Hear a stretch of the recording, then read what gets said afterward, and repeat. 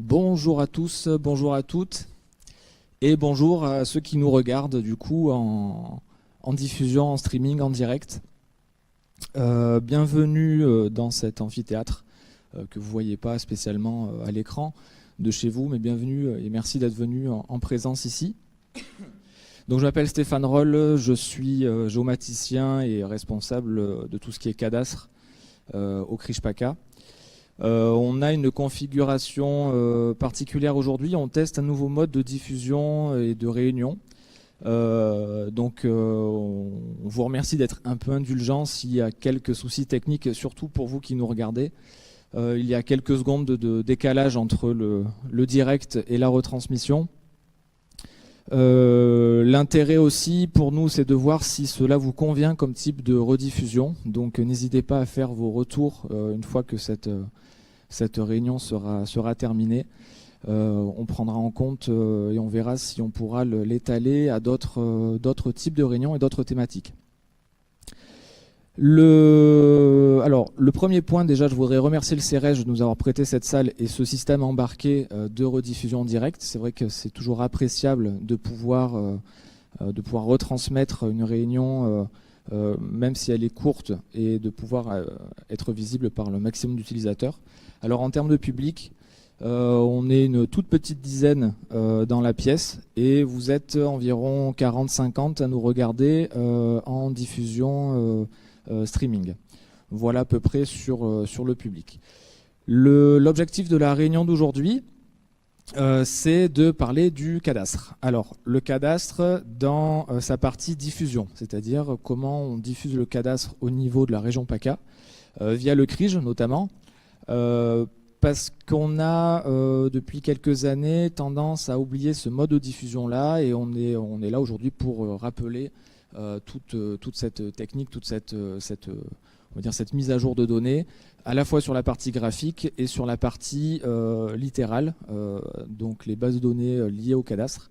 Et on va essayer de vous présenter le CRIJ aujourd'hui et de vous montrer les évolutions qu'il y a eu depuis quelques temps. Donc, bienvenue à tous. Et on va commencer, donc, comme prévu, à l'heure, à 10h. On en aura, je pense, pour 1h30. Et puis, on fera appel peut-être à quelques questions pour les gens qui sont présents dans la salle aujourd'hui.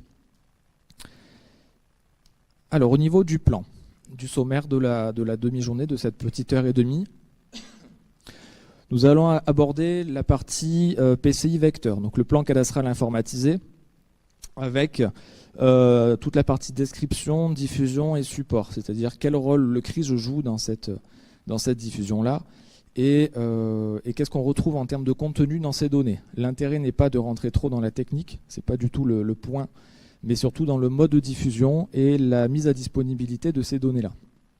Et sur une deuxième partie, on abordera la base de données magique, donc les données littérales qu'on peut coupler ensuite avec ce fameux PCI vecteur. Donc on a tendance à appeler la matrice cadastrale, mais vous allez voir qu'il y a quelques différences. Et on va apporter pareil des éléments sur le contenu, sur la manière dont on peut les diffuser et sur le rôle du CRIJ là-dedans. Alors le plan cadastral informatisé. Je vous ai mis en tout petit en bas les autres acronymes ou les tendances qui ressortent un peu sur la région. On a tendance aussi à l'appeler plan graphique ou bien encore base parcellaire. Alors, chacun a le droit de l'appeler comme il le veut, mais généralement, le plan cadastral informatisé, son acronyme, c'est le PCI vecteur. Vous avez d'autres types de bases cadastrales, mais on va partir sur ce PCI aujourd'hui. Et on va revenir un peu en arrière. Rapidement, un petit historique. La création du plan napoléonien en 1807, qui a été le tout premier, le point de départ de ce qu'on connaît aujourd'hui comme cadastre, avec des planches magnifiques certes, mais qui n'étaient pas forcément à jour, voire pas du tout. Et donc c'est en 15 septembre 1807 qu'on voit apparition des premiers planches cadastrales.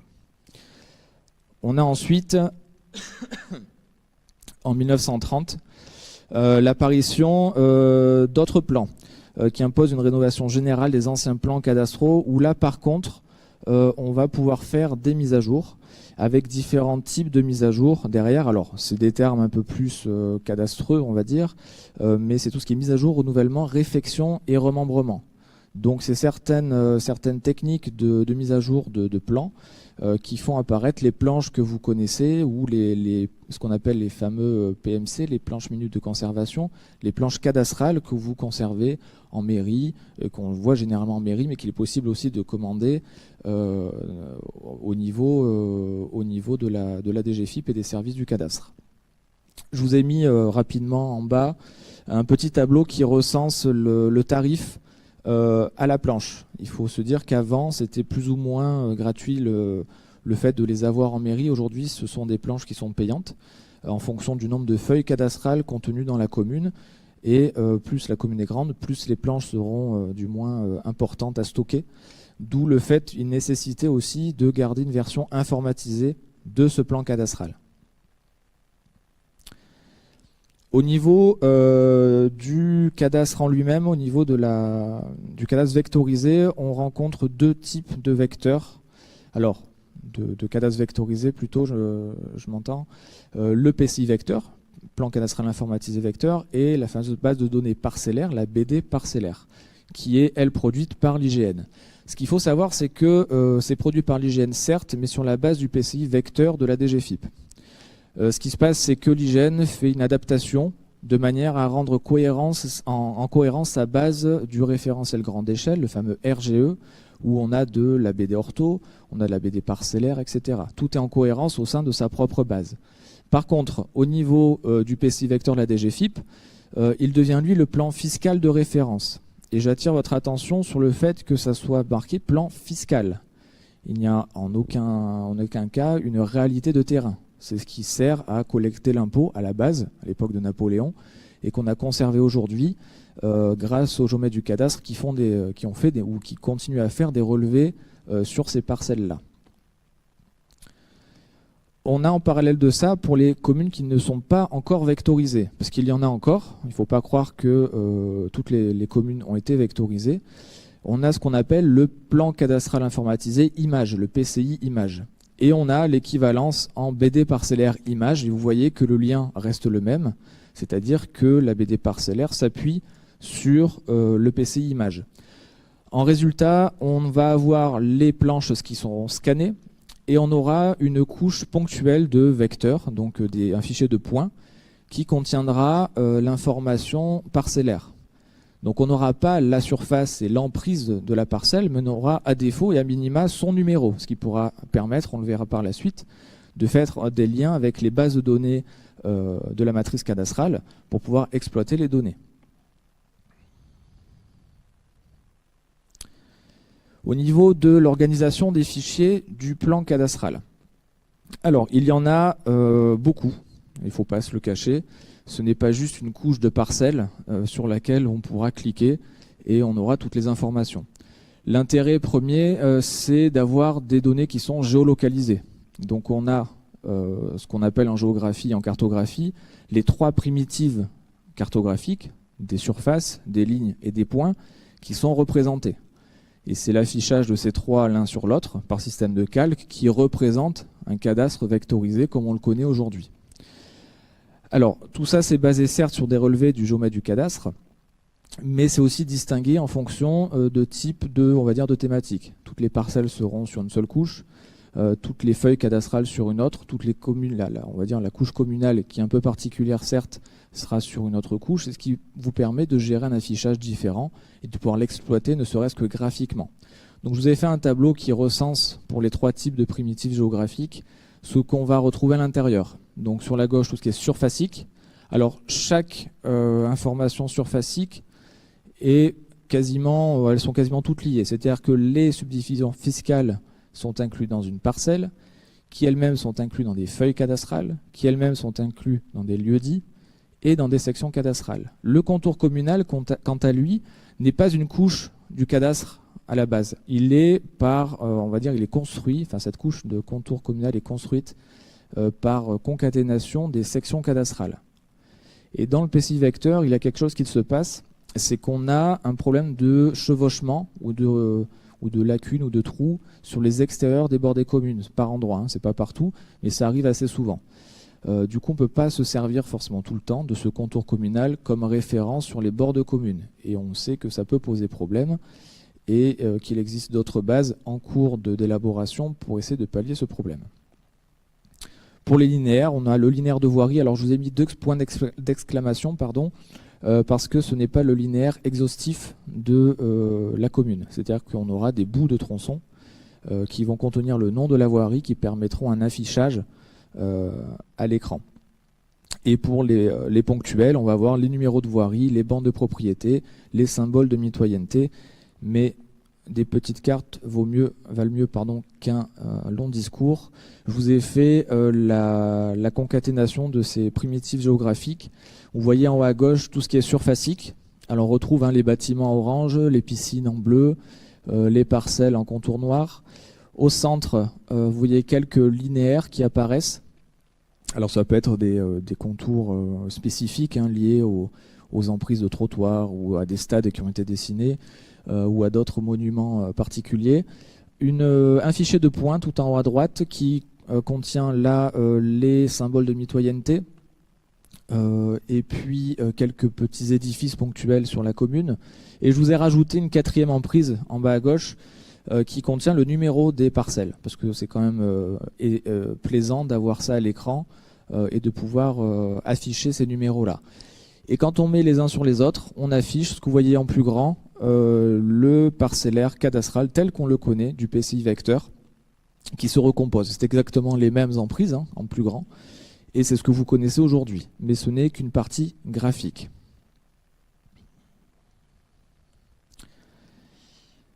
Encore un rappel sur le contenu, et là j'attire votre attention qu'il n'y a aucune information de nature sensible à l'intérieur du PCI vecteur. Ce n'est que de l'information graphique, de dessin, sur laquelle on va retrouver quelques données qui vont vous permettre de faire des liens avec d'autres bases de données, on le verra plus tard. Mais vous pouvez aujourd'hui aisément, on va dire plus aisément qu'avant, utiliser cette base de données et ce PCI vecteur. Donc, en lien direct avec ce que je viens de dire, c'est que la matrice cadastrale n'est pas livrée avec le PCI vecteur. Ce sont 2 bases totalement distinctes. Et la couche parcelle est la seule couche contenant la totalité des informations nécessaires à la récupération des informations propriétaires contenues dans la matrice cadastrale. Alors, je vous ai mis un petit exemple avec le champ qui s'appelle IDU, qui est dans la couche parcelle, quand vous le récupérez, et qui contient une suite de chiffres et de codes. Ces codes et ces chiffres ne sont pas écrits au hasard. Ils contiennent à la fois le code INSEE de la commune, un code de section qui permet d'identifier, alors par défaut c'est 0, mais selon les cas, du moins pour celui que j'ai pris, on a un préfixe de section qui est sur 3 caractères, un code de section de parcelle, toujours sur 2 caractères, et un numéro de parcelle, toujours sur 4 caractères. Et c'est quand on met tout ça à la suite qu'on a ce fameux champ IDU. Ça permet, si on part à l'inverse, de récupérer un code de parcelle, enfin un numéro de parcelle, pardon, un code de section et un code INSEE de commune. Donc quand vous avez un territoire intercommunal à gérer, c'est beaucoup plus aisé d'identifier une parcelle de manière unique.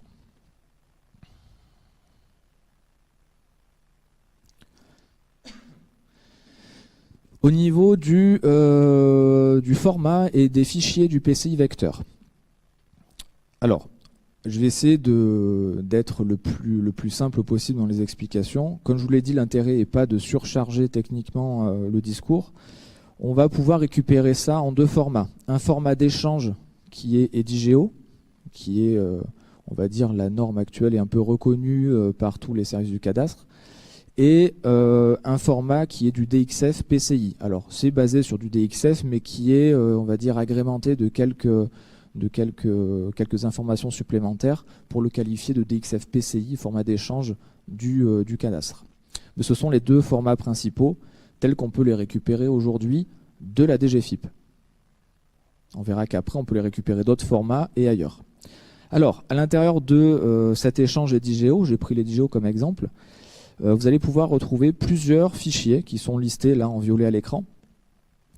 Un fichier avec une extension différente, qui contient différentes choses, mais qui ne sont pas exploitables directement, sauf si on a des logiciels de cartographie très poussés, où on peut les ouvrir ce qu'on appelle nativement, c'est-à-dire directement à l'écran. Généralement, il y a toujours des petites moulinettes ou des scripts qui vous permettent d'exploiter ça plus facilement. Ça, généralement, c'est du domaine du privé, ou de l'outil que vous avez en interne à vos services qui vous permet d'exploiter au mieux ces fichiers-là. Mais on va retrouver tout ce qui est listé dans l'arborescence en bas à droite de l'écran. Et grosso modo, les fichiers que vous voyez à l'écran concernent une seule feuille cadastrale. Donc plus vous avez de feuilles, plus vous avez de fichiers. Donc il faut penser au stockage de tout ça derrière. Au niveau donc de la disponibilité de ce PCI vecteur, c'est la DGFiP qui les détient.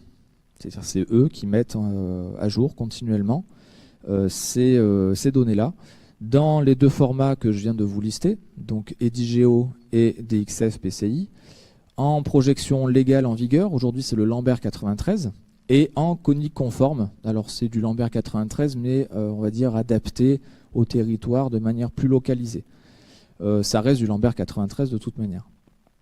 Et on a une disponibilité sur une structuration officielle, à savoir un dossier par feuille, par commune et doublement zippé. Ça c'est quelque chose qu'on le voit dès qu'on récupère les données. Sauf qu'il y a généralement un peu de traitement à faire pour pouvoir l'afficher à l'écran de manière la plus simple qu'il soit. Donc je vous ai mis en bas un peu l'arborescence de ce que ça représente. Et sur la droite, je vous ai mis les deux cahiers, on va dire, les deux standards qui régissent cette règle d'EDIGEO et de DXF, qui décrivent tout ce qu'on a à l'intérieur et tout ce que ça contient, pour montrer que ça existe réellement, que c'est pas du vent, que c'est pas quelque chose qu'on a décidé de mettre en place parce qu'on avait envie, mais physiquement, ce sont des cahiers de soixantaine de pages, il me semble, qui vous décrivent exactement la structure de ces fichiers et comment les utiliser. Comment essayer d'organiser au mieux pour faire des liens avec toutes les autres bases existantes que vous pouvez connaître. Ça, c'est au niveau de la disponibilité de ce qu'on a à la DGFiP. Au niveau du CRIJ-PACA, parce qu'il ne faut pas oublier qu'aujourd'hui, l'intérêt et le but de cette rencontre, c'est de vous expliquer comment nous, on le diffuse et de quelle manière. Alors, au niveau du CRIJ, on diffuse les deux mêmes formats, tels qu'ils sont livrés par la DGFiP, donc en EDIGEO, en DXF, en Lambert 93 au niveau de la projection, également en conique conforme. On le diffuse également en Shape, depuis 2 ans maintenant. Le Shape, c'est un format SIG qui est utilisé très largement aujourd'hui et qui permet de l'afficher directement dans un logiciel de cartographie standard, de type QGIS, ArcGIS, MapInfo, etc. Vous pouvez visualiser directement vos informations. Cette information en Shape, elle est traitée directement chez nous. C'est-à-dire qu'à partir des fichiers EDIGEO, nous générons un autre format. Par contre, ce format n'est disponible qu'en Lambert 93. Pourquoi? Parce qu'il y a une majorité d'utilisateurs en Lambert 93 et vraiment une minorité en conique conforme qui fait qu'au niveau des temps de traitement, on ne s'est pas penché sur la question, mais ça peut toujours évoluer, c'est pas grand-chose. Et on est en train de préparer deux autres formats. Format, on va dire, un peu à la mode, ce qu'on appelle le Web Map Service, le WMS, qui est un affichage image à l'écran par flux, c'est-à-dire que vous n'avez pas besoin de récupérer les données chez vous, vous vous connectez directement sur nos serveurs et ça vous affiche des images, comme vous le connaissez sur cadasgouv.fr par exemple.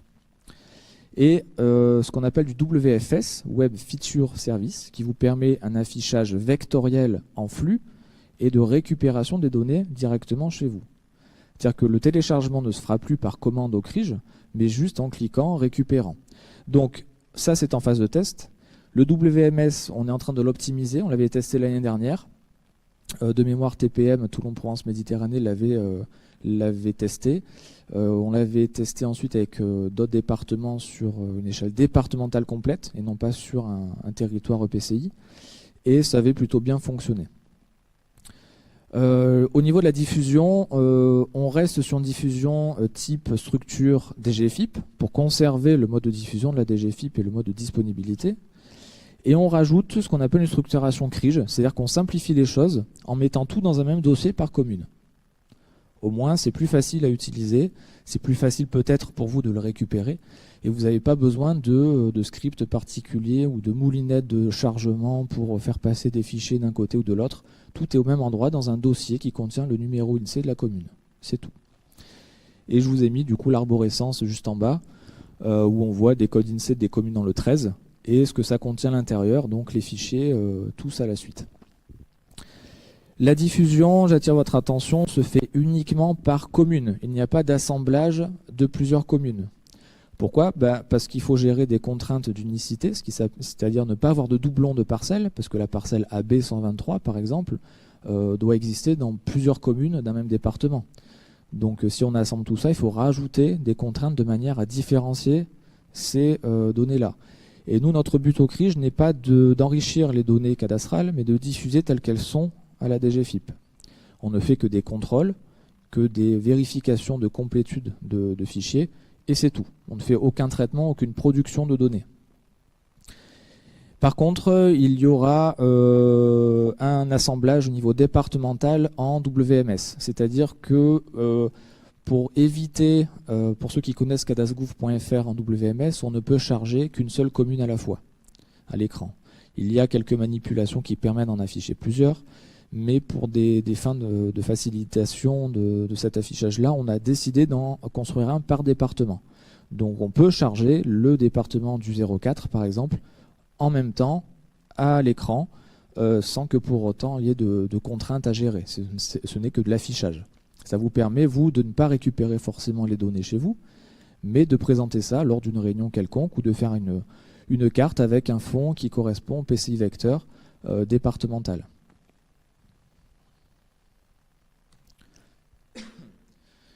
Dernier point sur la diffusion du PCI par le CRIJ. Donc ce que je vous disais juste avant plus tôt, on diffuse les données PCI vecteur brutes. Donc on ne fait aucun changement de données, on ne fait que la restructuration de fichiers. Et tout ça est défini dans les protocoles départementaux qui ont été signés historiquement à partir des années 2000 entre plusieurs acteurs qui sont et qui font partie de ces protocoles. Donc la région PACA, les départements, la DGFiP, le CRIJ, pour ne pas les citer. Ces protocoles identifient le mode de diffusion et la liste des bénéficiaires, ce qu'on appelle aussi les ayants droit. C'est-à-dire qu'à l'époque, je vous dirai pourquoi à l'époque, parce qu'aujourd'hui on a ouvert le cadastre à tout le monde, mais à l'époque on ne pouvait pas diffuser le plan, juste le plan, à n'importe qui. Tout ça était listé dans ces protocoles. Au niveau technique, une fois par an, vers juillet-août, le CRIJ, alors le CRIJ là sur ce coup-là c'est moi, je vais dans chaque direction de la DGFiP, la DDFiP, dans chaque département, pour récupérer les fichiers bruts.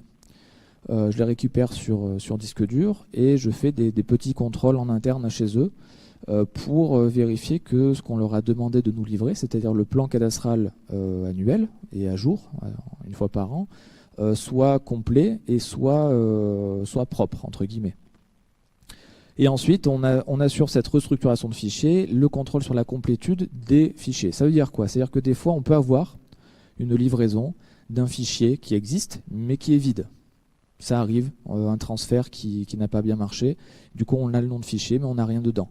Donc là, à ce compte-là, on recontacte la DDFiP qui nous relivre les fichiers qui sont vides de manière à faire une cohérence de tout ce PCI vecteur à l'échelle communale et du coup départementale et à terme régional.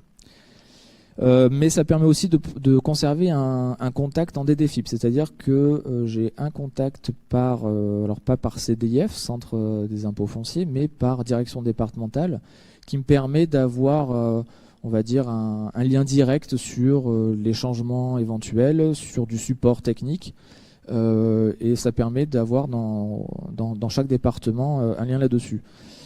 Et je vous ai rajouté quand même en remarque, pour revenir sur le sujet, que le CRIJ ne diffuse pas le PCI image. On ne récupère que le PCI vecteur. Pour les communes qui ne sont pas encore vectorisées, comme sur la carte ici, alors ça paraît un peu impressionnant, mais tout ce qui est rouge, c'est ce qui a été vectorisé sur les dernières années. Tout ce qui est en jaune, qui concerne uniquement le département du Var, donc certaines communes, une vingtaine de communes de département du Var, ne sont pas encore vectorisées. Donc, même si vous ne me la posez pas, je sais que vous y pensez très fort. Comment font ces communes-là? eh bien nous les renvoyons vers la BD parcellaire. Elles peuvent récupérer gratuitement la BD parcellaire sur le site de l'IGN Pro, donc comme toutes les bases du référentiel grande échelle, hein, mises à disposition gratuitement pour les acteurs publics, les services publics. Ils peuvent récupérer cette base parcellaire, cette base de données parcellaire, BD parcellaire exactement, et récupérer à minima le localisant. Et ce localisant-là permettra d'avoir un minimum d'informations sur les parcelles. Ils récupéreront également en fond les fameuses planches scannées. Donc ils auront une information visuelle, certes qui n'est pas vectorisée, du moins pas encore, mais qui tendra à l'être d'ici, je pense, 1 an et demi, 2 ans. On aura la totalité de la région PACA de couverte en PCI vecteur. Ça, c'est la carte à août 2017, donc qui a été actualisée suite à la dernière livraison, et qui, je pense, va évoluer à la prochaine mise à jour en juillet-août prochain. Alors, depuis tout à l'heure, je vous parle de la diffusion qui a changé du PCI vecteur. Aujourd'hui, on est dans une diffusion plus large avec le monde de l'open data, donc la donnée ouverte. Vite fait, pour rappel, 2008, la consultation sur Internet du cadastre, sur le fameux site cadastre.gouv.fr.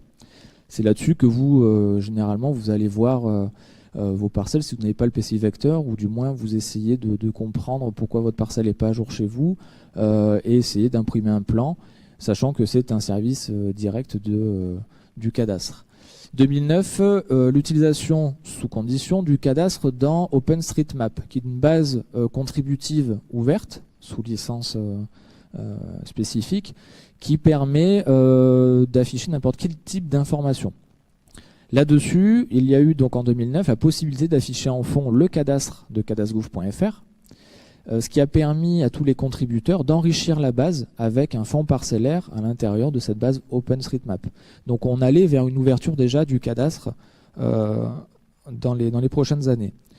Et cela a bien fonctionné puisque en mars dernier a été signé donc, le décret relatif au service public de mise à disposition des données de référence, qu'on appelle plus couramment le service public de la donnée, le SPD, et qui vous ouvre plusieurs bases en open data sur le site datagouv.fr, notamment celle du PCI vecteur, de quelques référentiels IGN, de la base sirène des entreprises, etc. C'est une espèce de package de 9 bases principales. Et donc c'est la mission Etalab qui coordonne la politique d'ouverture et de partage de ces données publiques. Donc la remarque la plus intéressante là dans ce que je viens de dire, c'est ce qui est écrit en vert, c'est qu'avec la mise en place de ce service public de la donnée, ça nous a permis au CRIJ d'ouvrir ce PCI vecteur à tous les acteurs du SIG, on va dire, de la cartographie, aux privés, aux particuliers, aux acteurs publics. Vu qu'il n'y a aucune information sensible et que dans tous les cas, au niveau national, un décret a été signé sur l'ouverture de ces données-là, on ne voyait pas l'intérêt de rester bloqué et camper sur nos positions. On n'est pas là pour faire de la rétention de données, bien au contraire, c'est pour essayer de faire évoluer toutes ces études basées sur le PCI vecteur. Je vous ai parlé du CRIJ sur le mode de diffusion. Maintenant, je vais vous parler de ce qui est diffusé sur datagouv.fr. Justement, c'est dans la continuité de ce service public de la donnée. Actuellement, il diffuse en EDIGEO et en DXF, et le tout en Lambert 93. Le CONI conforme viendra un peu plus tard, d'ici janvier maximum, d'après ce que j'ai lu. Les structurations se font par archives départementales, où on a un double zip à l'intérieur, et pour les feuilles de chaque commune, une structuration par feuille, avec un double zip encore à l'intérieur. Alors, c'est sûr que je ne vous vends pas du rêve en vous l'expliquant comme ça. Il faut être assez technique pour pouvoir récupérer facilement ces données-là, mais ce n'est pas impossible. La diffusion, par contre, elle est nationale, c'est-à-dire que ça ne reste pas sur une échelle régionale comme nous. Donc, sur tout le territoire national, vous pouvez récupérer du cadastre, du PCI vecteur, même si vous ne faites pas partie de la commune. Vous pouvez récupérer le cadastre de Brest, par exemple. Rien ne vous en empêchera. Et il faut savoir qu'aussi, de leur côté, une partie des données est également mise à disposition au format GeoJSON. C'est un format spécifique, mais on va retrouver que certaines informations, c'est-à-dire les parcelles, les feuilles, les sections, les communes et les bâtiments. Généralement, ce format est souvent utilisé pour des affichages web ou des fonds de cartes web rapides. Donc c'est une structuration spécifique que nous on ne met pas en place parce qu'on n'a pas forcément l'utilité, du moins pour l'instant, et puis que ça existe déjà vu qu'ils l'ont fait. Mais il faut savoir que ça existe. De leur côté, donc les données qui sont diffusées sur datagouv.fr sont des données brutes issues des stocks DGFiP comme nous. La période de diffusion est par contre trimestrielle, alors que nous, elle est annuelle. Et un support est assuré de manière contributive directement sur la page de téléchargement des données. Je vous ai fait une imprime écran de... là, c'est en date d'hier. Et tout en bas de la page, vous pouvez vous-même contribuer ou poser des questions. Ah, je vois, ça fronce les yeux. Quelle est la différence avec nous? Alors nous, c'est simple, on n'a pas de contribution de la même manière. Par contre, on a un support téléphonique et mail, où on fait un genre de support personnalisé en fonction des types de demandes. Pour ceux qui ont l'habitude de faire ce genre de choses-là, vous avez une réponse assez rapide. Là, on a une réponse aussi assez rapide, sauf que c'est à la vue de tout le monde. C'est une autre manière de faire, c'est pas que nous on ne veut pas, c'est qu'historiquement on est toujours resté dans ce cas-là. Il faut savoir que c'est faisable dans un sens comme chez nous, ou dans l'autre comme chez eux. Alors je vous ai mis rapidement un comparatif du CRIJ versus Etalab, où on peut comparer les différentes emprises, format, projection, structuration, agrégation, actualisation et support. Ça reste globalement la même chose. Tout dépend de ce qu'on veut en faire après. C'est basé sur des besoins. Au niveau national, on ne va pas avoir des besoins vraiment localisés et on ne peut pas être partout à la fois. Donc il peut y avoir moins de services au niveau national et plus au niveau régional. À nous, après au CRIJ, de chercher quels besoins on peut mettre en place, enfin à quels besoins on peut répondre et quelles techniques mettre en place pour répondre à tout ça. Je laisse un peu pour nos collègues qui sont en streaming, en espérant que vous soyez encore en ligne et que tout fonctionne bien, parce que je n'ai pas de retour. Apparemment, on me dit que ça a l'air bien. Bon. Alors justement, avant de passer à la deuxième partie qui est un peu plus grande, je m'adresse à ceux qui sont là en présentiel. Est-ce que vous avez des questions sur cette partie-là?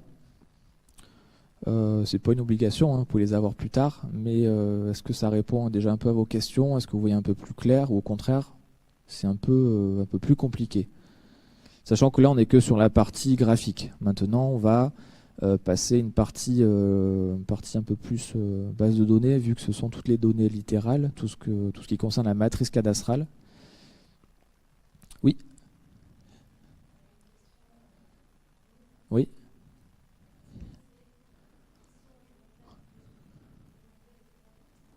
Alors, je vais reprendre la question. Donc, question en ligne qu'on a reçue apparemment par mail. Qui sont les contacts DGFiP sur lesquels on peut faire remonter les erreurs liées au cadastre? C'est ça, je suppose, la question. Ouais. Alors, il n'y a pas de contact vraiment direct. Généralement, vous avez par commune ou par secteur un référent cadastre. C'est ce référent cadastre auquel il faut faire remonter les informations. Sinon, vous adressez directement au centre des impôts fonciers, les CDIF. Alors, je ne vais pas vous les citer parce qu'ils changent de manière rapide. Et chaque année, ça change un peu. Moi, j'ai mes propres contacts, mais qui sont sur la diffusion des données. On peut vous envoyer directement les contacts par demande par mail. Et du coup, ça leur permet d'avoir un support direct et plus rapide. Après, on n'est pas une boîte aux lettres de demande du cadastre. Il faut le savoir, je tiens à le préciser. Même si on fait du support, on n'a pas vocation à remplacer le service du cadastre en lui-même. Donc, par département, oui, je ne connais pas les adresses par cœur, mais on peut vous les fournir sur demande par mail. D'autres questions, du coup? Non? Ok. Bon, on teste le côté interactif du mail via ma collègue qui est au bureau, qui nous renvoie et... Donc voilà. Ok, on va passer du coup à la suite, la fameuse matrice cadastrale. Alors cette matrice cadastrale, pareil, je vous ai mis les autres appellations, on les appelle données littérales ou données alphanumériques ou données propriétaires. Tout dépend du niveau d'exploitation qu'on a et le niveau on va dire de connaissance sur la base de données. C'est pas une erreur de les appeler comme ça, tant que vous savez de quoi ça parle, c'est le principal. Je ne vais pas vous forcer à l'appeler matrice cadastrale. Voilà. Alors, cette matrice cadastrale, pareil, un brin d'historique. Alors, de la source impogouv.fr, elle contient les relevés de propriété, également appelés extraits de matrice, et une documentation littérale indiquant notamment l'identité des propriétaires et la liste des parcelles leur appartenant situées dans la commune. Et une autre source qui vient des centres des impôts fonciers rassemble au nom de chacun des propriétaires fonciers de la commune les différentes propriétés bâties leur appartenant. Et je vous ai mis ce qui existait à l'époque, c'est avant les microfiches, dont on parlera vite fait tout à l'heure, c'était les relevés écrits à la main pour chaque parcelle qui étaient stockés dans des lieux différents. Donc vous voyez que c'est quand même une belle évolution aujourd'hui de bénéficier de fichiers numériques.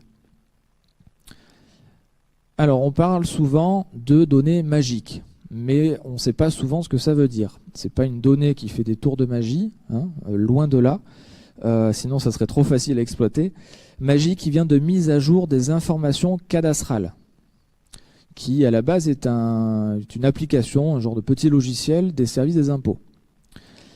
Donc, de manière historique, en 1974, création de Magic 1. Alors 1, c'est la version, c'est l'évolution de la base, si vous voulez, de la matrice cadastrale.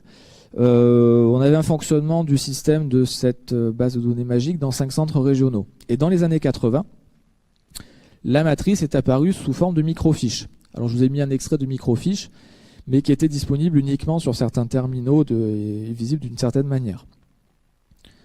En 85, l'apparition de la version 2, c'est-à-dire Magic 2. Donc on connaît généralement Magic, mais on nous dit souvent il y a du Magic 2, du Magic 3, c'est quoi la différence, etc. C'est une évolution du fichier au niveau de la base de données, au niveau des informations contenues. Donc là, les informations cadastrales sont directement gérées, utilisables au niveau local et à partir de terminaux implantés dans chaque bureau du cadastre et reliés à des imprimantes, à des ordinateurs des centres régionaux d'informatique.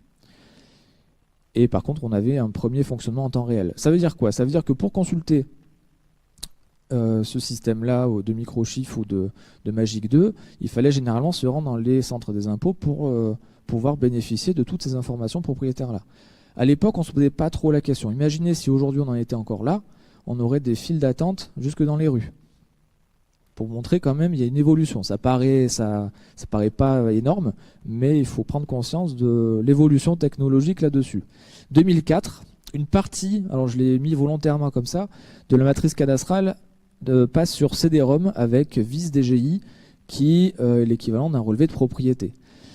Les communes reçoivent généralement des petits CD chaque année, où c'est marqué VIS-DGI ou VIS-DGFIP ou VISU-DGFIP, je ne sais plus exactement où est-ce qu'on en est aujourd'hui. Ça reste la même chose, mais ce sont des informations qui sont extraites de cette base magique, qui sont des informations figées. C'est-à-dire qu'elles ne sont pas exploitables de la même manière que les données fichiers fonciers qu'on diffuse nous au CRIJ.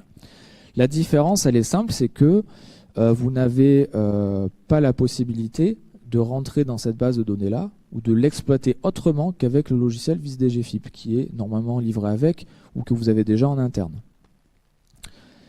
Et en 2008, par contre, on a une évolution de la base magique, donc la fameuse Magic 3 telle qu'elle l'est aujourd'hui. On a une départementalisation des bases qui à l'époque étaient régionales Magic 2. Donc on s'approche plus du local pour, on va dire, accéder à des services beaucoup plus près et parce qu'on a besoin aussi d'avoir des services beaucoup plus localisés. Je reviens quand même sur la partie VIS-DGFIP avec ce CD-ROM. Le CD que vous recevez ne vient pas du CRIJ, il vient de la DGFIP. Qu'on soit bien clair là-dessus, je m'adresse aussi là-haut à vous. Ce CD peut vous arriver à partir du mois de juin, à partir du moment où la base des magiques est consolidée. Mais généralement, il est quasiment impossible en région PACA d'avoir des données magiques telles que nous on les diffuse au mois de juin. Ça sera très très rarement le cas, voire impossible, vu que la base sort à peine. Et le temps qu'elle soit consolidée et que le système de mise en place de la commande par la région, je vous en expliquerai les détails après, soit mis en place, on les a vers septembre-octobre. Par contre, je suis preneur des gens qui arrivent à les avoir au mois de juin, si cela existe, parce que j'entends souvent des personnes me dire « nous, si, on les a avant ». Si c'est le cas, si c'est bien les bases magiques et non pas le CD de VIS-DGFIP, contactez-moi par mail avec grand plaisir. Toutes ces données maintenant sont gérées par ce qu'on appelle des centres de services informatiques, les fameux CSI, du cadastre. Donc il en existe 2 pour la gestion des magiques, Amiens et Orléans, et un seul pour le PCI vecteur. Alors ça, on le voit quand vous avez la livraison des fichiers magiques, pour ceux qui connaissent un peu en détail. Le nom du fichier vous indique le centre de service informatique qui a généré ce fichier informatique-là. C'est-à-dire que même si on a une base qui est Magic 3, qui est départementale aujourd'hui, tout est réglé au niveau national. C'est-à-dire que les extractions telles qu'on peut les avoir nous au CRIJ ne se feront qu'à partir du niveau national. Donc ça sera remonté sur ces centres informatiques-là et redescendu pour une livraison. Ça leur a permis d'avoir un système informatique un peu plus embarqué, un peu plus à la pointe et surtout sécurisé. C'est pour ça qu'ils ont mis en place ce genre de services et de centres de services informatiques. Et au niveau des interventions techniques, on a un seul point d'entrée qui leur permet à eux de gérer plus facilement les éventuels problèmes ou les duplications de base, etc. Comme je vous disais tout à l'heure, Magic 3, même si on l'entend nous comme des fichiers, une base de données, ça reste une application informatique qui permet au service du cadastre de faire l'ensemble des mises à jour sur les informations littérales, donc tout ce qui est propriétaire, parcelles, locaux, les lots, les voiries. Et les données de l'application Magic sont mises à jour à tout moment de l'année. Okay, ils sont mis à jour toute l'année, mais ils sont consolidés qu'au 1er janvier. Fiscalement, c'est la situation au 1er janvier qui est retenue. Et informatiquement, les bases de données sont déchargées à ce qu'on appelle la date D4, qui est courant avril de l'année N.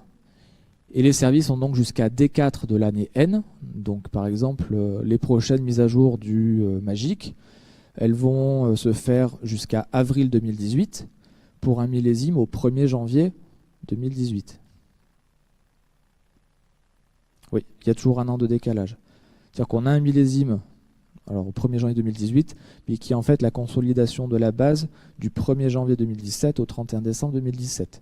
Le temps que tous les actes remontent pour consolidation, ils attendent jusqu'à une date D4 qui est avril, le temps que tout soit un peu traité, pour après dire oui, en effet, en date du 1er janvier, voici tous les actes qui ont été mis à jour, etc. Donc c'est pour ça qu'avant avril, dans tous les cas, vous ne pouvez rien avoir au niveau des magiques. Le temps que tout soit consolidé, il faut au moins jusqu'au mois de juin pour permettre d'avoir une base qui soit propre. Donc il est impossible, enfin, j'espère que personne ne contredira, mais il est quasiment impossible d'avoir une base magique de l'année N avant le mois d'avril, tout simplement, et avant le mois de juin. Je vous ai mis un extrait d'un des fichiers de la matrice cadastrale où je vous ai entouré cette fameuse date D4. Alors ça, c'est pour la version 2017 du 05 des Hautes-Alpes. Vous voyez que la date D4, c'était le 19 avril 2017. Donc ils ont arrêté la base au 19 avril. Donc tout ce qui s'est passé après n'est pas dans la base qui a été livrée et sera dans la prochaine. Et voilà, pas la remarque, hein, c'est ce que je viens de vous dire à l'instant. Alors désolé hein, si vous avez tous des questions derrière l'écran, mais je ne vous entends pas. Je pense que certains ont plein de questions là-dessus. Alors donc pour faire la suite de ce que je viens de vous expliquer, suite au déchargement des données, une procédure complexe de vérification et d'homologation des rôles des impôts est faite par les services du cadastre. Donc là c'est quand on est après avril. Et à la fin de cette procédure de vérification, les données extraites de Magic sont validées et alors seulement il est possible de les intégrer dans des logiciels ou dans des fichiers comme on le fait une fois qu'on les reçoit. Donc c'est pour ça que cette période est assez aléatoire. Ça peut être mois de juin comme ça peut être mois d'août. Généralement, nous, pour la région PACA, c'est plus le mois d'août. C'est pour ça que vous les avez aux alentours de septembre-octobre. C'est pas qu'on ne veut pas vous les donner avant, hein, c'est qu'on ne peut pas les avoir avant, tout simplement. Et donc les données magiques ne peuvent être pas disponibles, si vous ne l'avez pas encore compris, hein, ce que je viens de vous dire, c'est marqué juste en bas. Alors maintenant, on va rentrer un peu plus dans cette base de données. L'application Magic, qu'est-ce qu'elle contient? Eh bien, elle contient en fin de compte des fichiers fonciers et les données visu des GFIP. C'est ce que je vous disais tout à l'heure, l'extrait de matrice cadastrale. Ce sont deux bases qui sont extraites d'une base mère, si vous voulez. Mais elles n'ont pas les mêmes utilités. Donc les fichiers fonciers sont des fichiers bruts exploitables de différentes manières avec différents logiciels. Je ne voulais pas lister les logiciels parce que c'est pas l'intérêt de les exploiter, de vous montrer les exemples. Par contre, il laisse un libre choix à l'utilisateur d'effectuer ses propres requêtes. C'est-à-dire qu'on peut faire un peu ce qu'on veut avec. On peut rentrer à l'intérieur de ces fichiers-là, on peut les croiser avec d'autres ressources en interne, etc.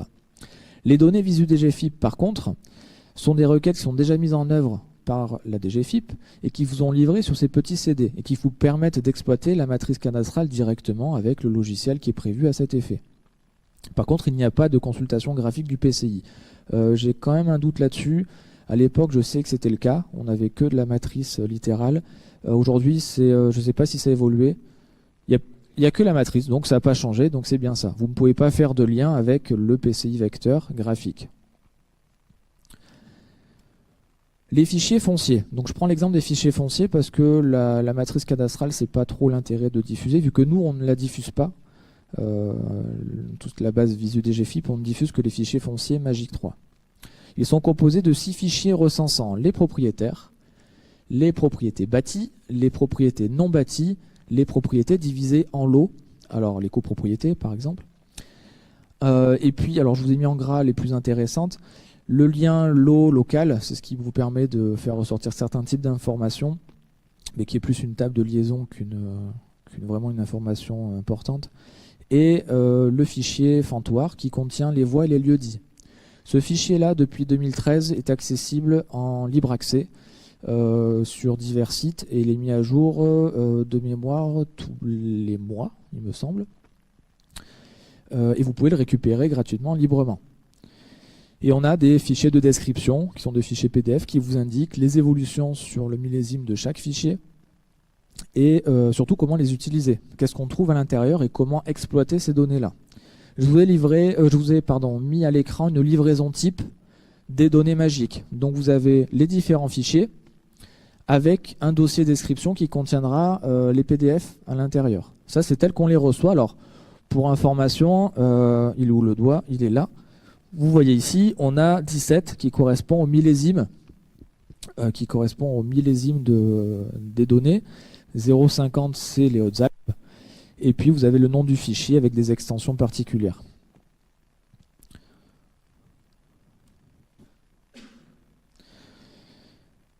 Je reprécise en haut, ces fichiers ne contiennent aucune information géolocalisée. Au mieux, on a un numéro de parcelle. Mais on n'aura pas de coordonnées particulières, on n'aura pas de dessin. Ce sont des informations telles l'imprime écran qui est juste en bas, avec des zéros, des chiffres, des plein de choses. Ça, c'est la donnée magique brute. Donc je défie quiconque de pouvoir la lire directement. Vous voyez que c'est pas une mince affaire. Les informations contenues sont identifiées de manière séquentielle. Et toutes ces séquences sont clairement définies dans les fameux fichiers de description. Je vous ai mis une imprime écran dessous, où ça vous explique que de telle place à telle place, sur tant de caractères, ça correspond au numéro de la commune. De telle place à telle place, ça correspond au numéro de la voie, etc. Et après, les logiciels n'ont plus qu'à se baser là-dessus pour essayer d'extraire, justement, bon ils y arrivent, hein, c'est pas essayer, mais pour extraire les informations, les mettre dans les bonnes cases, et ça vous apparaît à l'écran, sans vous douter que derrière, c'est aussi compliqué que ça. Maintenant, je vais passer sur les fichiers principaux qui étaient en gras tout à l'heure, je reviens là-dessus. Je vais vous expliquer un peu là les 4, sans rentrer dans le détail, hein, encore une fois. Tout ce qui est propre, bâti, NBAT et PDL. Hop. Alors, les propriétés bâties. Le fameux fichier magique bâti. Il permet d'identifier, évaluer les locaux. Et là, la notion de local est très importante. Je vous ai mis ce qui sort du rapport du CERTU de 2008, qui n'a pas changé hein, en termes de représentation, les différentes possibilités d'une habitation. Vous avez une partie principale, à gauche, qui est la maison. Vous pouvez avoir une partie professionnelle, un garage, une cave et des dépendances en accessoires, comme une piscine, une construction lambda ou une buanderie. Et chaque catégorie de bâtiment est identifiée clairement dans ces données magiques, qui est là en l'occurrence le fichier des propriétés bâties. Et associé à ça, on va avoir un revenu cadastral qui sera lié et qui sera une imposition différente et qui sera à gérer après dans les différentes gestions que vous voulez en faire sur votre commune. Là-dedans, on peut retrouver le type de local, donc maison, appartement, dépendance, local commercial, la nature de l'occupation, si c'est qu'un logement vacant, si c'est occupé par le propriétaire ou le locataire. Là, j'ai mis 2 fois la même phrase, des fois qu'on ne l'ait pas bien vu. La description de l'habitation, date d'achèvement, les équipements, les caractéristiques, les surfaces habitables et la qualité du logement, alors qualité sanitaire du logement, mais ça c'est purement déclaratif. C'est pareil, si vous faites des travaux dans votre propriété, mais que vous ne déclarez pas forcément ces travaux-là, le fichier ne sera pas mis à jour. Je vous ai rien dit, hein. Mais il faut le savoir. Par contre, en cas de contrôle, derrière, vous êtes redevable de ce qui n'a pas été déclaré. Mais c'est pour ça qu'on peut avoir certains deltas, de moins en moins aujourd'hui, hein, parce qu'il y a les contrôles de travaux, d'achèvement, et puis généralement, on arrive quand même à pas faire de trop gros travaux sans que ça passe à la trappe. Après, c'est au cas par cas aussi, hein. Pour les propriétés non bâties, le fichier NBAT, et non pas NBATI comme j'ai marqué, on va retrouver les informations relatives aux parcelles, aux lots non bâtis et aux subdivisions fiscales, les fameuses SUF. Si certains connaissent cet acronyme plutôt que subdivision fiscale. L'intérêt, c'est surtout pour gérer le type d'occupation du sol. Mais pour ceux qui travaillent dans le monde de l'occupation du sol, il faut le prendre avec des pincettes. C'est-à-dire que ça ne vaut pas un mode d'occupation du sol ou une OXOL, hein, tel que certains peuvent le connaître. Là, c'est au niveau du cadastre que c'est identifié. Mais on peut quand même, pour certaines zones, s'en occuper et avoir certains types d'études qui se mettent en place là-dessus. Ça permet de connaître pour un même propriétaire surtout les différentes natures de culture. C'est-à-dire qu'une parcelle peut être sous-découpée, si vous voulez, fictivement par 2 subdivisions fiscales, une qui sera occupée en vigne par exemple, et une autre qui sera occupée en olivier ou en terrain nu. Et du coup on aura un revenu cadastral différent, une imposition différente sur chaque sous-partie de cette parcelle-là. Bon, je vous ai mis l'exemple juste après. Alors je vous ai pris ça comme exemple, hein, parce qu'on est un peu dans la région, mais ça peut être d'autres types de cultures, hein. Ensuite, le fichier des propriétaires. Il identifie les personnes physiques et morales sous 10 groupes. Alors on a État, collectivité, on a les SCI, on a les personnes morales, on en a une dizaine, hein, comme ça. Mais on a les personnes physiques, hein, Madame Martin, Monsieur Pichon, je ne sais pas, n'importe qui. Et surtout qui contient les informations sensibles liées aux personnes. L'âge, date de naissance, lieu de naissance, l'adresse, alors s'ils sont mariés ou pas, etc. Les usufruitiers, est-ce qu'ils sont en droit complet sur les propriétés, etc. Et ça identifie surtout les individus redevables ou exonérés des taxes foncières. Ça peut être le cas des agents des collectivités, par exemple, qui ont des locaux mis à disposition sur lesquels ils sont exonérés, ou enfin des choses comme ça. D'où les informations sensibles et le fait de ne pas les divulguer à tout le monde. On va le voir juste après sous quelle manière. Et enfin, le dernier petit fichier, les propriétés divisées en lots, qui elle identifie surtout les copropriétés. Parce que si vous n'utilisez pas ce fichier-là, vous allez avoir, en termes de propriétaires, les copropriétaires de telle résidence. Et c'est tout. Et vous ne pourrez pas avoir plus d'informations là. Là, ça vous permet d'aller un peu plus, en gros, de rentrer dans la résidence, si vous voulez, le voir de manière réelle, et d'identifier chaque local, donc chaque appartement, avec le nom du propriétaire ou du locataire. Vous savez si c'est locataire ou pas. Ça vous permet d'aller un peu plus loin dans les copropriétés, dans des résidences, dans des dépendances un peu privées. Voilà, ça vous permet une exploitation plus fine. Le lien entre le PCI et les fameuses données magiques. Pour le PCI vecteur, c'est un numéro de parcelle unique dans la commune, le fameux champ IDU qu'on a vu tout à l'heure. C'est tout, on n'a besoin que de ça pour faire le lien avec le reste. Les Magic 3, elles vont contenir du coup le numéro de parcelle, vont être aussi filtrées par commune avec le code INSEE, donc il sera facile de retrouver les informations liées. Alors facile pour ceux qui connaissent et qui savent comment ça marche. Vous donnez ça à un boulanger, je ne pense pas qu'il vous fasse un meilleur pain. Mais il va falloir jongler surtout entre les tables bâties, NBAT, PROP et PDL pour retrouver les informations qu'il vous faut. Alors je ne vous ai pas mis d'exemple parce qu'il y en a plein. Puis après c'est des requêtes particulières et ce n'est pas l'objet de la journée. Les fichiers fonciers fonctionnent en base de données, selon un modèle qui dépend du logiciel utilisé. Pareil, pour ne pas mettre certains logiciels propriétaires et en faire la pub, j'ai volontairement pas mis de modèle de données. Mais il faut partir du principe que ces 5 principaux fichiers fonctionnent de manière cohérente. ils ont tous des clés d'entrée qui permettent de lier ces fichiers entre eux et de récupérer l'information choisie à tel ou tel endroit. Libre à vous de savoir ce que vous voulez récupérer. Et tout ça, c'est déclaré dans les fameux fichiers de description. C'est pour ça qu'il y a quand même un gros travail derrière de gestion de base de données, d'appropriation de ces fichiers-là, et de connaître un minimum les fichiers pour essayer de savoir quelle information on veut retirer. Et donc c'est ces fameuses requêtes SQL, dernier point, qui permettent de trouver facilement ou presque, donc ce que je viens de vous expliquer, l'information souhaitée. Des requêtes qui peuvent faire jusqu'à des dizaines de lignes pour trouver une information. Mais selon le cas, ça peut être très utile. Au niveau de la commande des données, comment ça fonctionne chez nous? Alors chez nous en région PACA. Aux alentours de mai-juin, donc la région PACA passe un marché de commande de données. Et vers le mois de juillet, on a la direction régionale des finances publiques qui émet un devis sur la base de ce qui est demandé, c'est-à-dire les données magiques, avec la livraison de tel ou tel fichier. Et ensuite, par système de mail interposé, la région PACA accepte et signe ce devis, alors avec les délais de signature qui vont avec. Hein, on ne va pas se le cacher, mois de juillet, mois d'août, on a des délais à la fois postaux, à la fois, c'est un avis personnel, mais pour le vivre chaque année, je sais très bien que c'est comme ça, des délais de signature qui font qu'on n'est pas, on n'a pas la main là-dessus. Au mois d'août, la DRFIP émet la facturation, ce qui déclenche l'extraction des données, et sous un délai de 2 à 3 semaines. Cette année, c'est ce qui m'a été annoncé. Voilà. En septembre, les données sont livrées à la région PACA. Je vous rappelle que le CRIJ n'est pas hébergé à la région PACA. La région PACA est basée à Marseille, le CRIJ est à Aix-en-Provence.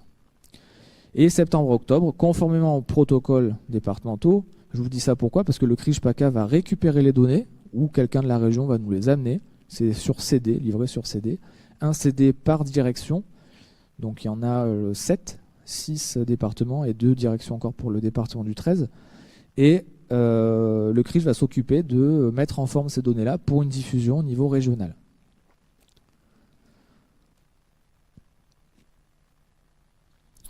Là, je vous ai mis une diapo sur les coûts d'acquisition de ces données-là. Parce que ce n'est pas gratuit, il faut le savoir. Il y a une base de forfait variable, alors entre 115 et 320 euros pardon, selon le type de commande. Plus le tableau qui est à l'écran, on va dire des tarifs en fonction du nombre d'éléments commandés. Donc nous, on commande des éléments au niveau de la région, ce qui est totalement énorme. Et bien entendu, si vous faites un marché groupé, ça coûte moins cher que de le faire pour l'ensemble des 965 communes de manière unitaire, ou 963, je ne sais plus combien il y en a actuellement. À détail près, c'est à peu près ce chiffre-là. Le coût d'extraction des magiques en 2017 pour la région PACA s'élève à 11 292 euros.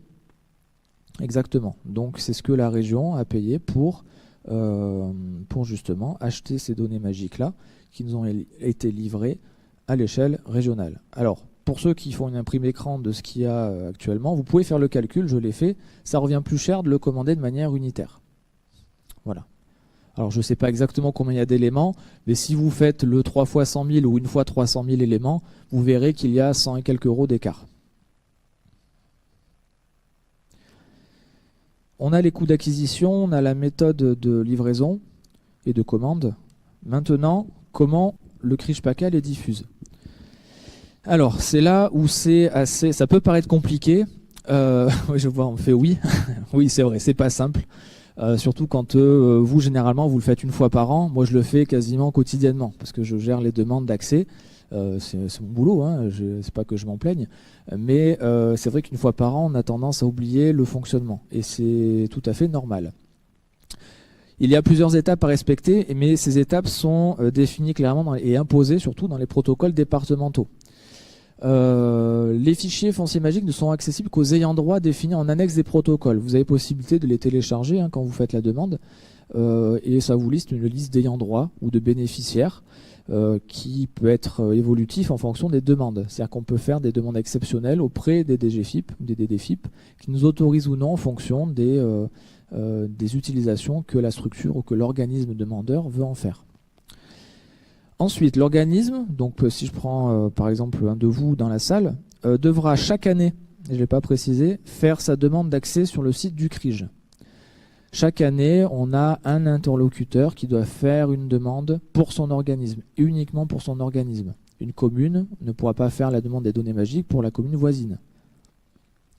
Donc, je vous ai mis l'imprime écran du petit bouton sur lequel il faut cliquer. C'est marqué « Faire une demande » dans votre profil sur le site du CRIJ. Vous allez cliquer dessus. Et juste en bas, je vous l'ai mis parce qu'on a tendance à vite le passer. Ça vous explique toute la démarche de commande des données DGFIP. Je vous le dis directement, on m'envoie souvent des mails en me disant mais c'était pas précisé, je ne l'ai pas vu, c'est pas vrai, il n'y avait pas ça à l'écran. Je l'ai encore testé hier. Quand vous cliquez sur faire une demande, vous avez exactement la même chose en bas qui s'ouvre. Vous avez tous les liens vers les actes d'engagement qu'il faut signer, ainsi que toute la procédure détaillée de comment ça fonctionne. Bref, il faut surtout nous fournir obligatoirement un acte d'engagement dûment rempli et signé. Cet acte d'engagement est annuel. Pourquoi? Parce qu'il est susceptible de changer. Donc chaque année, je le fais valider par la DRFIP qui me dit si oui ou non certains articles ont changé, s'il y a d'autres clauses, d'autres modalités ou non. Et il doit être estampillé de la date du millésime demandé. Et fournir obligatoirement le récépissé de la déclaration faite auprès de la CNIL. Alors le récépissé tient sur une page, pour rappel, et non pas sur 3 pages où c'est marqué « ne pas envoyer » au milieu. Voilà, je vous le dis parce que généralement j'ai tendance à vous faire la demande du vrai récépissé. Si vous l'avez déjà fait, ne me le renvoyez pas. Sauf si l'organisme a changé d'adresse, ou le référent n'est plus là, ou les finalités des traitements ne sont plus les mêmes. Parce que vous devez déclarer les traitements à l'intérieur de ce fichier-là. Et ce n'est qu'une fois que moi je reçois ces 2 documents-là que je valide l'accès. Vous avez fait une demande, je valide votre demande. Mais, je vous l'ai marqué en rouge, le fait de fournir ces documents ouvre seulement les droits d'accès au groupe sécurisé de données. Il ne constitue en rien une commande de données.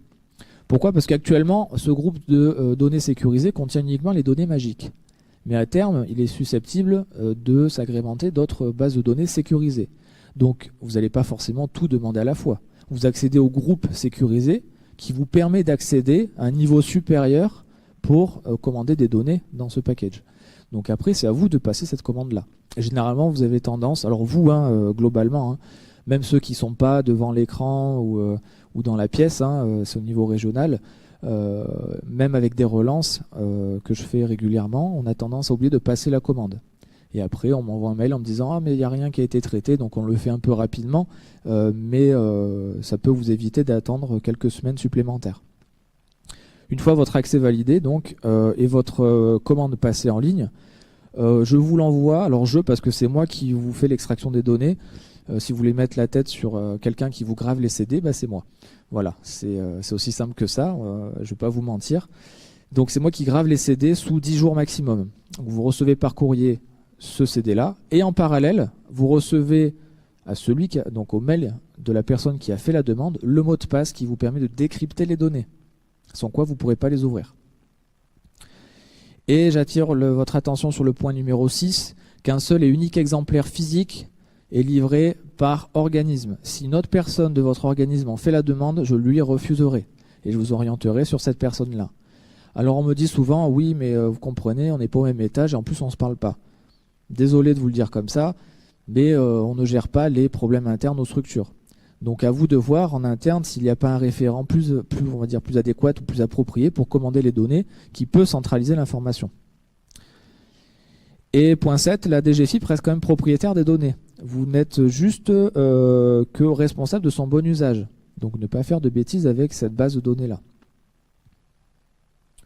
Alors oui, je vous ai rajouté quelque chose qui a son importance.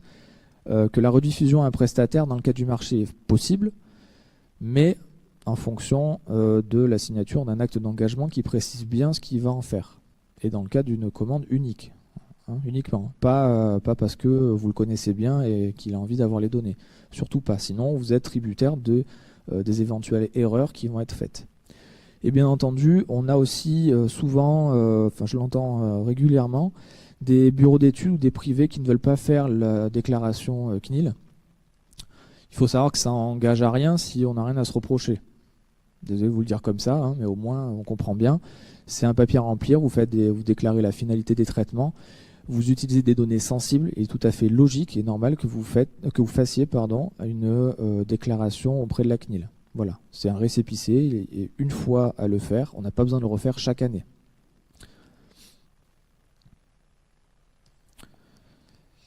Alors maintenant qu'on a la diffusion, il était nécessaire de vous montrer un peu la différence des différentes déclarations CNIL qu'il y existe et l'évolution surtout de ces déclarations. Pour Visu DGFIP, pareil, le discours c'est non, je n'ai pas signé de déclaration CNIL, je reçois les CD, je n'ai jamais signé ça.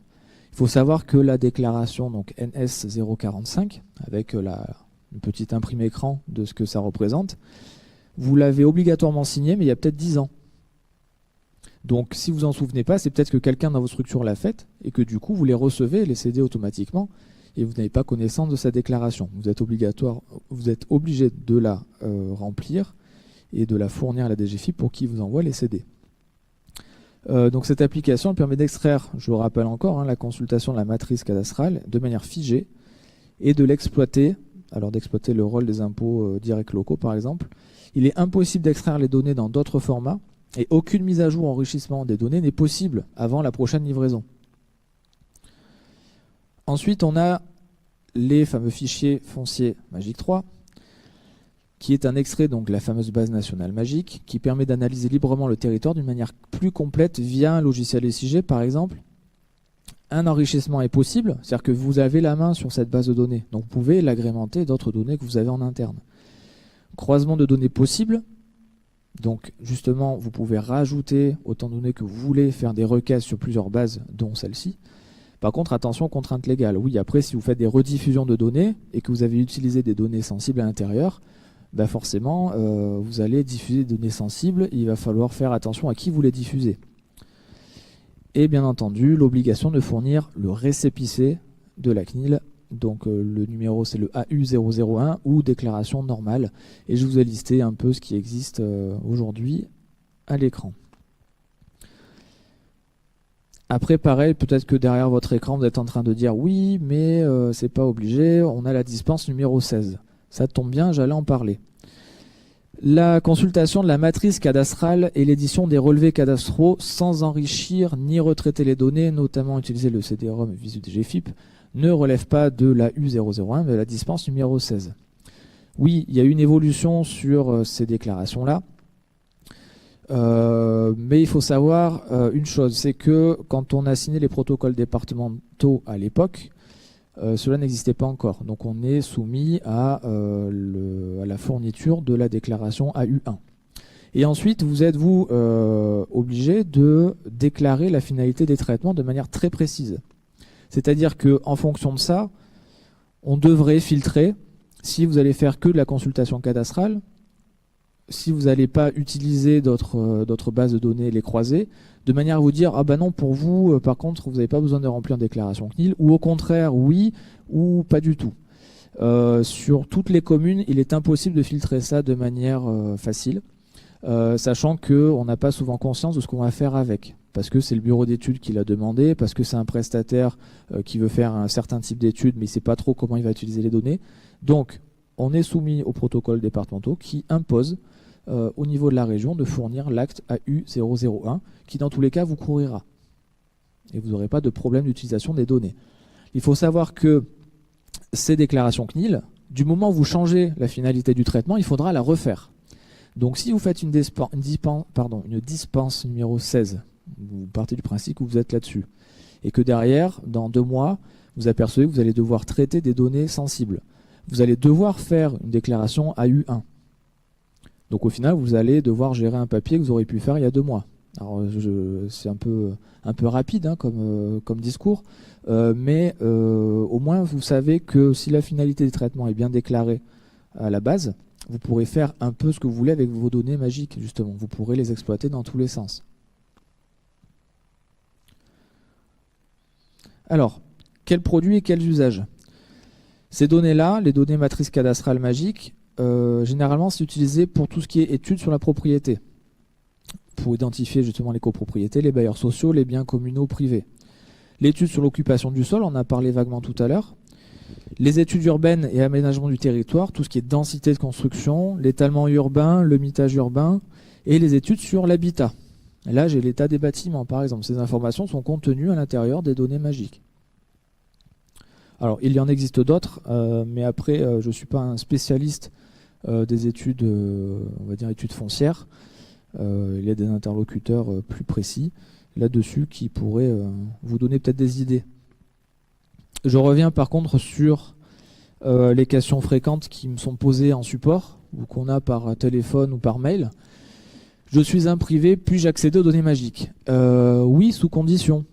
C'est-à-dire que du moment où les données ne sont pas anonymisées, c'est-à-dire qu'on n'enlève pas les noms et les prénoms, il y a d'autres données sensibles à filtrer, vous pouvez diffuser les données de manière, ce que je vous disais tout à l'heure, à ce que le bureau d'études puisse les utiliser dans le cadre d'un PLU par exemple, mais il faudra qu'il vous fournisse un acte d'engagement entre vous et lui, et que lui signe une déclaration à la CNIL. Alors, on a tendance à entendre aussi dans notre discours des bureaux d'études, oui, mais moi j'ai pas besoin de ça, eh ben, vous l'enlevez des fichiers et puis j'utilise le reste. Non, les fichiers fonciers magiques ne sont utilisables qu'en bloc. Nous, on ne filtre pas. Soit vous récupérez tout, soit vous récupérez rien. Ce n'est pas à nous de filtrer. Ce n'est pas notre rôle au CRIJ. Comment cartographier les données magiques? Eh bien, comme je vous l'ai dit tout à l'heure, il faut une base cadastrale graphique et les données magiques. Vous avez juste un lien à faire, c'est entre la parcelle et on va dire le code parcellaire qui est contenu dans la base de données magique. Libre à vous de savoir comment faire. Généralement, on a tendance à prendre un logiciel clé en main, vous injectez tout dedans et ça le fait de suite. Aujourd'hui, il y a ce qu'on appelle le module cadastre du logiciel QGIS qui vous le fait gratuitement. Le logiciel QGIS est aussi gratuit en libre accès. Vous pouvez intégrer du magique, vous pouvez intégrer de l'EDIGEO, vous appuyez sur un bouton, pareil c'est un peu rapide, allez sur 4 boutons, ça mouline tout seul et ça vous affiche un parcellaire à l'écran et quand vous cliquez sur la parcelle, vous avez un semblant de relevé de propriété. Mais ça existe. Alors le logiciel c'est QGIS, QGIS. Et dedans vous avez une extension qui s'appelle Cadastre, tout simplement, et qui a été développée uniquement pour ça. Quels outils pour utiliser le cadastre? Alors celui-ci que je viens de vous lister, vous avez plein de logiciels propriétaires aussi, logiciels clés en main, donc c'est un certain coût d'acquisition et de fonctionnement. Ça peut répondre à vos besoins parce que ça permet d'afficher plusieurs choses à l'intérieur. Ça peut permettre aussi pour certains de préconstruire des requêtes, un peu comme VisuDGFIP, sauf que là vous allez avoir la carto avec. Vous pouvez mettre la photo aérienne, alors dans QGIS aussi, hein, vous pouvez. Mais aujourd'hui, dans le monde du SIG, du système d'information géographique, vous avez possibilité de rajouter autant de bases que vous souhaitez. La seule limite, c'est votre ordinateur, on va dire. Et surtout la mémoire qu'il contient, parce que après ça devient vite lourd. Et comment faire une jointure entre PCI et Magic? Alors, je vous l'ai mis volontairement, sachant que je n'allais pas vous la montrer. La jointure, c'est de la requête SQL. Donc il faut quand même être un minimum dans le milieu de la base de données pour pouvoir la générer, la fabriquer. Il existe plein de forums sur Internet, plein de discussions qui vous listent les différentes requêtes. Après, n'importe quel technicien, on va dire informatique, qui connaît ce langage SQL peut vous faire des requêtes assez facilement, assez rapides, de manière à faire ressortir les infos. Mais par contre, je tiens à vous préciser encore une fois que du moment où vous savez ce que vous voulez avoir, ça va être facile d'aller chercher l'information. Quand vous allez un peu farfouiller sans trop connaître ce qu'on a à l'intérieur de ces fichiers-là, ça va être beaucoup plus compliqué. Parce que vous allez devoir faire des allers, des retours, et vous dire il y a peut-être plus précis, il y a peut-être d'autres bases, etc. Donc c'est pour ça qu'il faut déjà bien connaître l'environnement de cette base-là, notamment avec les fichiers description, pour mettre les mains dedans et après faire un peu le travail qui correspond à vos besoins. Voilà pour les principales questions. Je ne sais pas si certains d'entre vous ici ont des questions, même si ce n'est pas directement en lien. Par Internet non plus. Peut-être qu'il y en a qui pèsent derrière leur ordi, mais bon, je ne les entends pas. Je vous ai mis quelques liens. Alors, Pourquoi? Parce que cette diffusion donc est enregistrée, sera disponible sur la chaîne YouTube du CRIJ, donc vous pourrez revenir dessus. Les personnes qui n'étaient pas présentes pourront justement la consulter. Et la présentation sera mise en ligne sur le site du CRIJ. Donc vous pourrez la récupérer et vous pourrez consulter du coup les liens. C'est quelques liens, hein, il n'y a pas toute la bibliographie, mais les principaux liens qui vous envoient sur Légifrance, sur le site des collectivités locales, sur les standards, les formats, etc., qui vous permettront d'avancer peut-être plus loin dans votre recherche et ou peut-être vous donner plus de détails sur l'exploitation de ces fichiers-là. En tout cas, je vous remercie. Merci si vous avez suivi derrière votre écran, en espérant que tout s'est bien passé. Merci à vous d'être venus. On est prévu un créneau de 2 heures, mais voilà, c'était pour être large, en espérant avoir répondu peut-être à des interrogations que vous aviez déjà. Je reste disponible si vous avez besoin de plus de questions. Et je vous dis merci, à la prochaine, et peut-être dans la même salle pour d'autres présentations. Merci beaucoup.